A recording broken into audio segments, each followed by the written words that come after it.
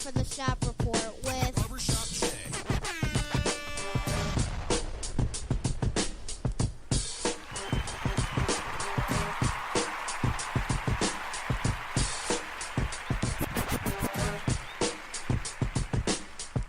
What up, sports fans? Welcome to the Shop Report. I'm Barbershop Jay. I'll be your host for the day. Here's what's happening. Slam Magazine put out a special collector's issue of the top 100 NBA greatest players of all time. What? Can't believe it. Before we go into that, because I have some issues with who they have ranked number 1, 5, 9, 20, so on and so forth. But before I dive into some of my, and I won't be able to go through all of them because we don't really have enough time. Well, we do, but I'm not going to take a bunch of y'all's time. It's just I got a few, like I said, in here that they did that I kind of question, and I'm sure some of you all might have a question too. But if you haven't had a chance to, you can go to any local Walmart, Walgreens, Lowe's, Home Depot, anywhere they sell tires and milk. I guess you can find, I'm sure they got a magazine section. You can find this magazine, the Slam Special Collector's Issue, Top 100 NBA Greatest Players of All Time. But before I go into this, before I dive into all of this, I want to touch on this MVP race of this season between James Harden and LeBron James. And more so from a fan's perspective and how the fans are reacting to who they think should win or shouldn't win. At the end of the day, the MVP, like the triple-double and most of the NBA awards nowadays, they are definitely an accomplishment. I won't take that away from whoever wins. But it's not as an accomplished award or as coveted an award as it once was. Again, same as the triple-double. Nowadays, guys are given the MVP, and again, primarily based off the fans' reaction, it's guys whose energy is reserved or primarily used or exerted on the offensive end of the floor. Too many guys are getting credit, full credit, for what they do on one side of the floor. The MVP, as I thought, should be in totality. The game is 94 feet. Am I not? Did I miss something? The game is 94 feet, regardless of, again, how much the game has changed. Because I'm so sick and tired of hearing that. Oh, the game has changed. Oh, well. Yeah, but don't stop there. That's, again, that saying that the game has changed is overstating. That goes without saying. We have to talk about what it has become. It's evolved. Really? People who say the game has evolved don't know the definition of the term or word evolve. They don't. Look it up. Because correct me if I'm wrong, the MVP award, like in the case when Steve Nash won it, which I thought was bogus, it's become more of a popularity contest, or like at your job, a supervisor being only a figurehead. Yeah, you might have the title, but when I sit back and based off what I see, you're doing anything but. So answer this question for me right quick, please. All of this jaw-jacking about or trying to make a case for why this guy should or shouldn't be the MVP, nobody's factoring in the fact that in both cases, LeBron and Harden in particular, and in some here lately have mentioned Anthony Davis from the Pelicans, but I'm sitting here looking at the numbers, the stats, and going off based off what I see, and I'm saying to myself, how can you be considered for the league MVP in totality when what you do or the reason why you're being considered is largely based on one aspect of the game? I know teams don't play defense no more. We talked about that ad nauseum. I get it. And me not being necessarily a stat buff, I'm sitting here saying to myself, wait a minute. How you going to be out front of a team with all these records breaking or being broken, and then your team is dead last in team defense or team defensive efficiency? And and talking about LeBron now, of course. But then on the flip side, James Harden, I mean, the Rockets really, they better than the Cavs in team defense. But they've been hovering all season long, anywhere between that 11th, being ranked 11th and 13th, or whatever the case may be. Like you all know what my criterion is. If you go, you got to have defense in the playoffs and to win championships and things of that nature. All of this stuff, there is a correlation. Stop dismissing what happens and getting stops. And I don't hear about chase down blocks. Wow, they nice. Yeah, they make the top 10. But I'm talking about getting in front of your men from begin to the end. Everybody talking about, oh, I'm so sick of hearing you hear about Jordan. Man, listen, this dude, Michael Jordan, for a season, for a full season, how you get MVP, scoring title, all of those offensive statistics that make, people just, lose their lunch. Oh my gosh. Oh my gosh. They just lose their minds. But yet and still on the flip side, this dude won Defensive Player of the Year. Let me explain something to y'all. Playing defense at a high level consistently requires an exorbitant amount of energy. Am I saying that right? Yes, an exorbitant amount of energy. Then to turn around and then score 40 or 50, that's remarkable. Remarkable, like Spanky and the Little Rascals will say. But these dudes nowadays, for the most part, that are in consideration, they don't play defense. So all of their energy is on the offensive end of the floor. And you want to talk about MVP. You're not using up no energy. Feel me? Let me see you carry, like Bob Wade in this book I'm reading. I'm telling you, it's a fantastic book, The Boys of Dunbar. It chronicles the 1981-82 season of the high school season of the Dunbar Poets, Baltimore, Maryland, Muggsy, David Wingate and such. Man, listen. Bob Wade was the coach of that team. His attention to defense and detail, that was his focal point. So them guys played defense at not only at such a high level, but the energy. That's why he made them run with backpacks filled with sand, so that you could have that, so you could be in the game at the end of the game and not be tired. You need that endurance. Man, it takes a lot out of a guy to stop the other guy and then go get yours on the other end. Those are MVP qualifications, regardless of what era it is. So until your guy, whoever it is, can do over there what he doing over there, man, get out my hair. But I digress. All right, so let's talk about some of these players in Slam's top 100 greatest players of all time. Now, before I get into who they have ranked and where and so on and so forth, let me go over who they asked, so to speak, the collection of folks that they asked, that they got their information from, the people that say, okay, who are the people that we asked? Who is the top 100 here? Give me a second. I thought I was on that page, apparently. Okay, here's the lineup, as they call it. They say, and I'm reading, of course, how did we come up with our list? We asked everyone below to submit their top 100, and then we simply averaged them together to create this magazine's official 1 through 100 ranking. Math! ! So, they have here the Slam editorial staff, 1 vote for the squad, they call it. Spencer Dinwiddie, he's a guard for the Brooklyn Nets. Why he was asked, I have no idea. His team is terrible. Jay Billis, basketball analyst for ESPN, whose conversation, his take on things is pretty much, you can kind of take it to the bank. I mentioned Billis before. Brianna Stewart, forward for the Seattle Storm. Not really familiar with her, but I don't know.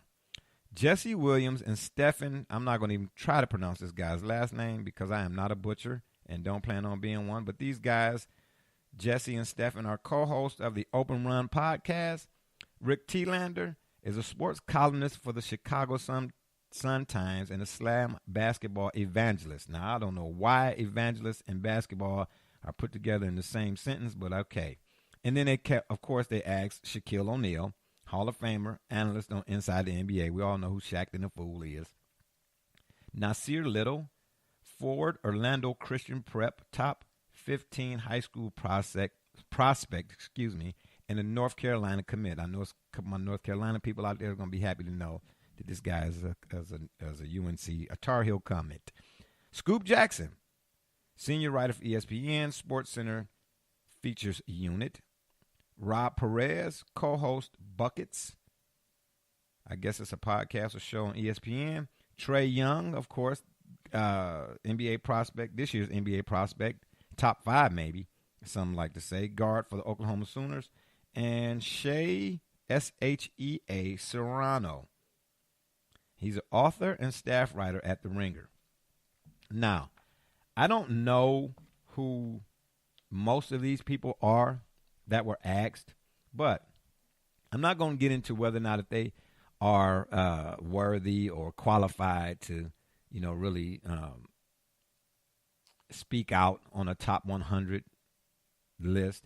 I mean, first of all, I don't really, I know these lists are good, for conversation and water cooler talk, but for the most part, when I'm asked, who's your Mount Rushmore of basketball, I stay away from that kind of stuff because, in all honesty, the NBA has been around for, my gosh, wicker baskets.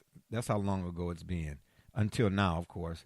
So there are players who I never got a chance to see play. So all you have to go off of is their resume.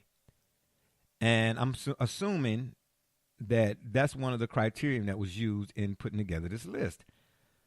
But because I haven't been around forever and a day, I mean, I'm old enough, but not so old that I remember, when Naismith created the game or getting credit for creating the game, if you would. But so when you put together these lists, the criteria changes as you from begin as you go along to to the end. So in other words, if I were going to put together a list, which again I say I don't like doing, I'd have to go off players I saw in addition to the resume. Got me?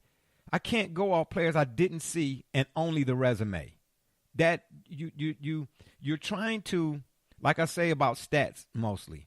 If numbers are universal but at the same time arbitrary, then how can you discuss an absolute based on something that can be and can't be, or something that's this and that? That's never ending. So I don't really get off into these lists or whatever it is. But I'm going to discuss this one because I found it rather interesting who they have and where. So, of course, they have none other than the GOAT. Now, I'm sure you all can hear me turning pages, and I am. They go with Michael Jordan as number 1. They have, of course, the people's champion, LeBron James as number 2. And they have Irvin Magic Johnson as number 3. And they have Kareem Abdul-Jabbar as number 4. Pump the brakes. Really? And we're going to stop right here. We're going to stay right here for a minute. This is a classic example of what I mean by what are we basing the argument on, or the debate on, or the list on, or the top 100 on, or the Mount Rushmore on. If it's resume, then with all due respect to Mike, and again now, let me make this clear. I'm talking about on the court. Some of these guys and the off the court stuff people want to include, that's fine if you want to do that. I'm not doing all of that, okay, unless you take me there. But that's not where I'm starting off at with, okay? I don't start with that.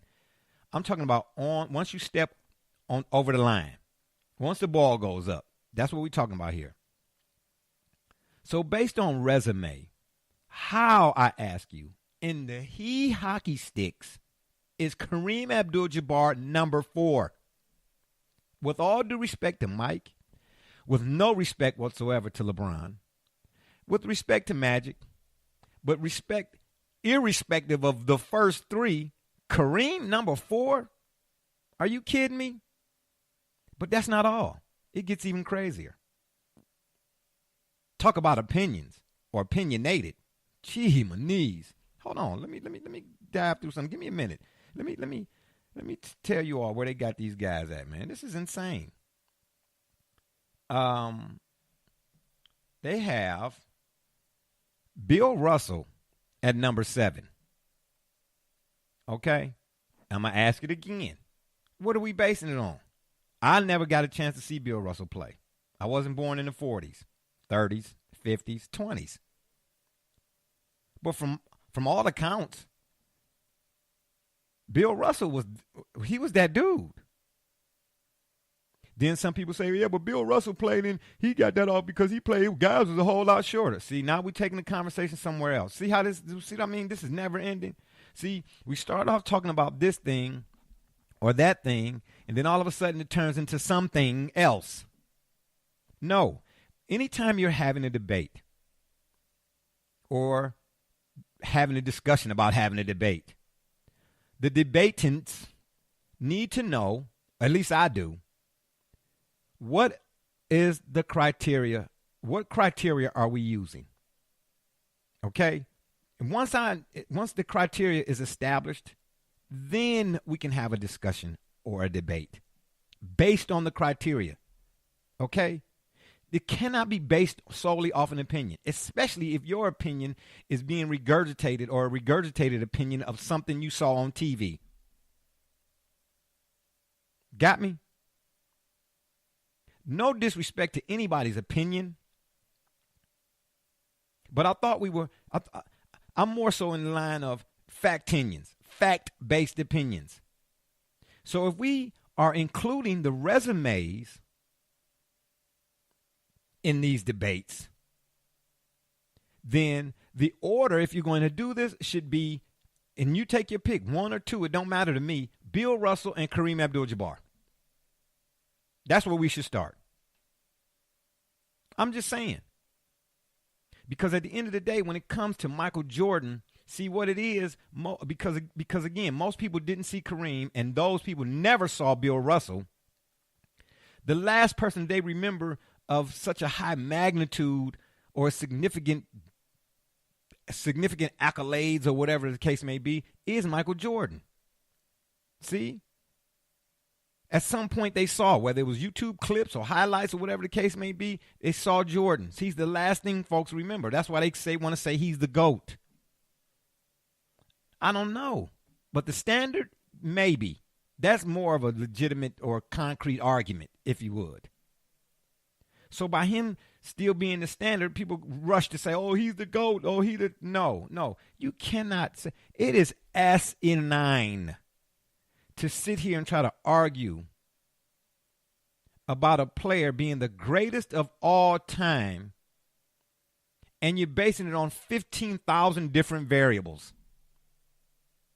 How can I say this guy was the greatest of all time, and I didn't see the guy some time ago?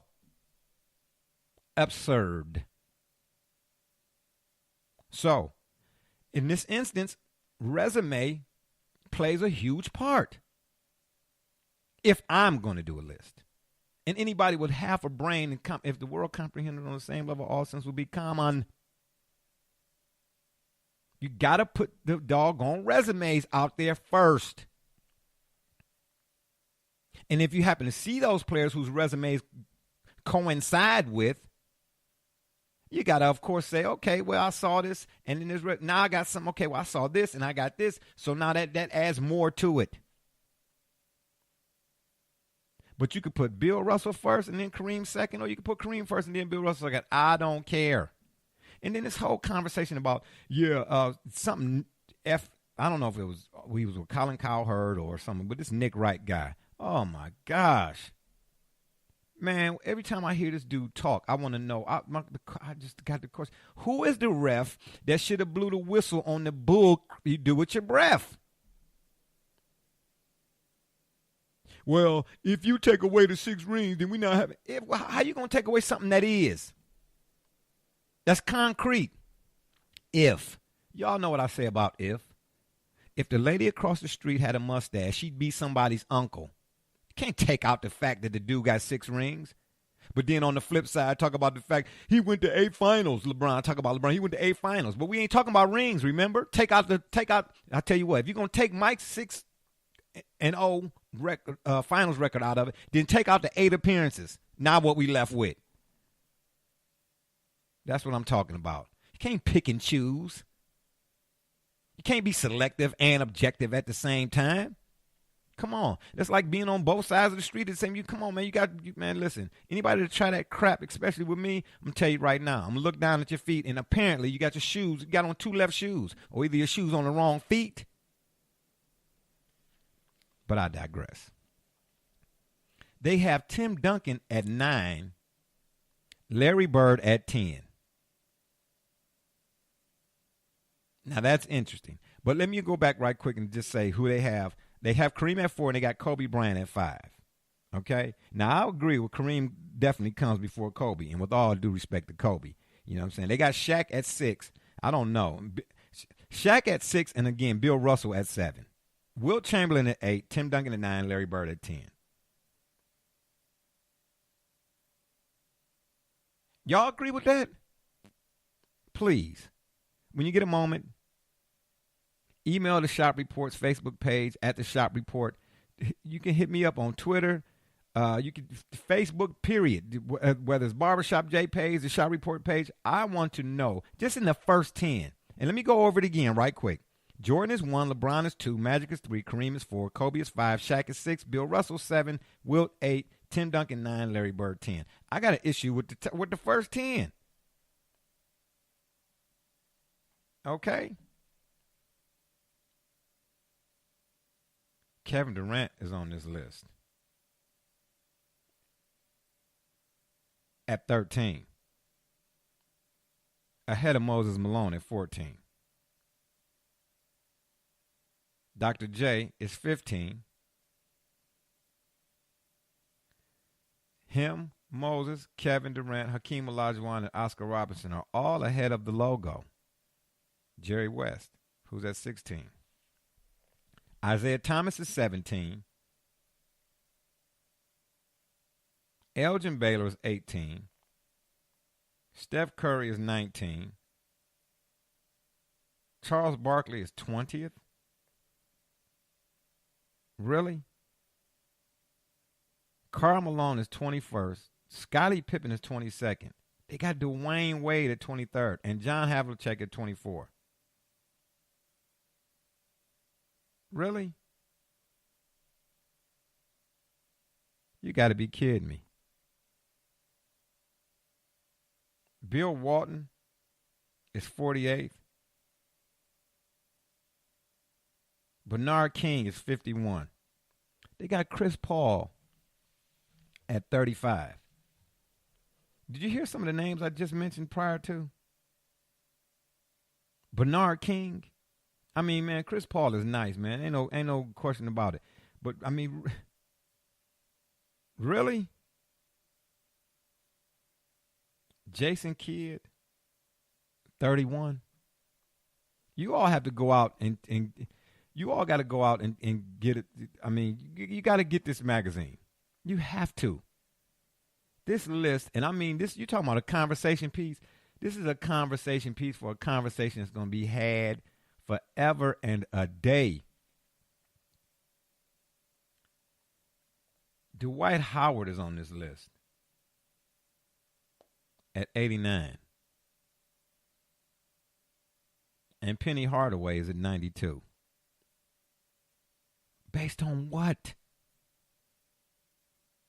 Now, they asked the panelists that I mentioned, that were aforementioned, but I would love to ask them myself. You all say that Dwight Howard is ahead of Penny Hardaway. Why? What? Some would argue, and I might too if I give it a little extra thought, that at his position, Penny Hardaway was better at his position during the time he played than Dwight Howard ever was. Dwight Howard, to me, ain't even in the top 10 centers. Ooh. Did I touch a nerve? Yeah, I bet I did. Man, Dwight Howard shouldn't even be on this list. Reggie Miller, 55, really? Tracy McGrady, 57. Ain't no way in the world Tracy McGrady should be not that far down. 57. You telling me that Tracy? Now, again, I don't. Well, this is not a position thing, but you're telling me that Tracy McGrady at 57 is not better than Steve Nash at 34? Come on, man. I mean, Nash was nice ball handler, whatever it is. But again, that's why I talk about when he won MVP, man, he terrible on defense. He was a sieve. Swiss cheese. Please. Excuse me, because I'm about to sneeze. Chew. What you gonna do? You all need to get this magazine publication, if you would, and then so we can all have a discussion. Okay? I'd love to have this discussion about your thoughts on who the top 100 players are. Based on, let's base it off of Slam's top 100. Please. And I'll be putting something out there on Facebook, letting everybody know that I did this, or we're going to discuss this at a later date. That's fine. You know, I know the NBA playoffs are coming up here in a couple of weeks. You know, maybe like 3,000 days or whatever the case may be.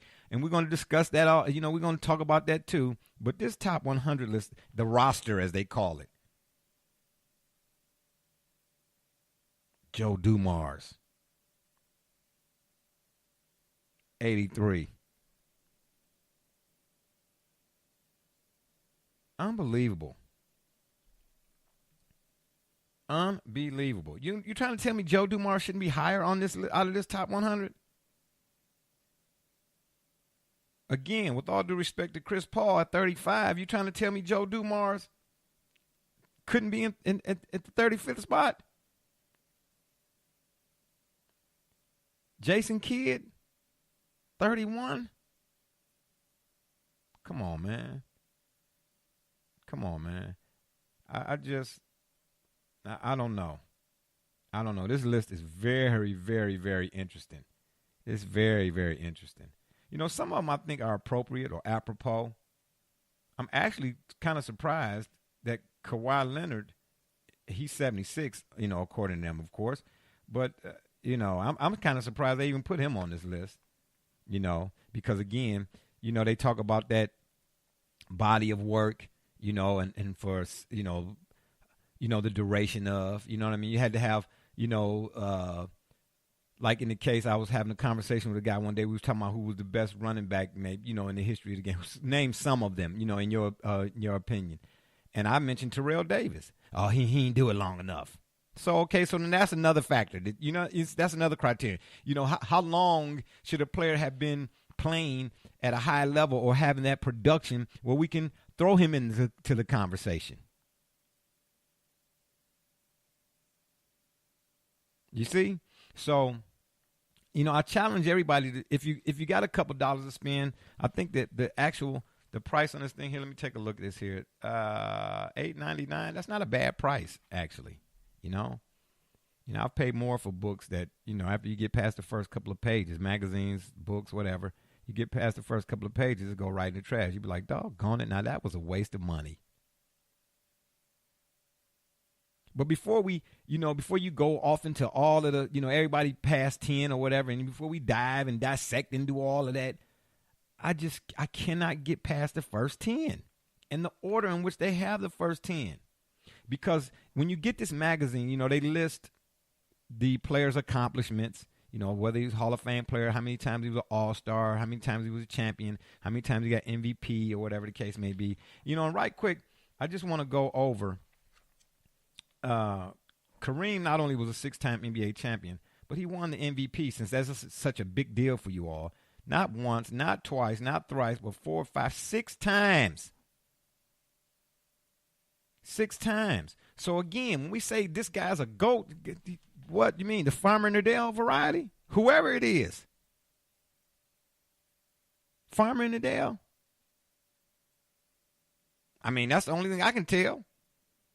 I need to know what we are basing these debates or conversations on first. Let that be established. Almost like you watching a game show. They say, they mention the contestants and they say, okay, here are the rules. Okay, can we establish some sort of what we going by? We can't just be pulling stuff out of thin air. This is not, I don't do magic. And I ain't talking about Irvin. I'm talking about Penn and Teller. I don't do that. Poof. Oh, and out of the hat. Oh, wow. Houdini. Oh, in the box with water, chained up. No, I don't do all of that. I don't do all of that. Let's establish the criteria. And staying within the parameters of the criteria established, then have a discussion or a debate. Okay? Let us do that. So, one more time. The Slam's special collector's issue. Top 100, the greatest NBA players of all time. Run out and get it and give me a holler if you would. And on that note, it's been fun, but I got to run. Appreciate y'all for listening to the Shop Report. Check us out on Facebook, iTunes, Twitter, or email us, theshopreport365@gmail.com, or you can send an email to the Shop Reports fan page on Facebook. And if that don't work, Google it. And remember, the next time y'all want to know what's really going on, man, come to the shop. Walk-ins are always welcome. Holla.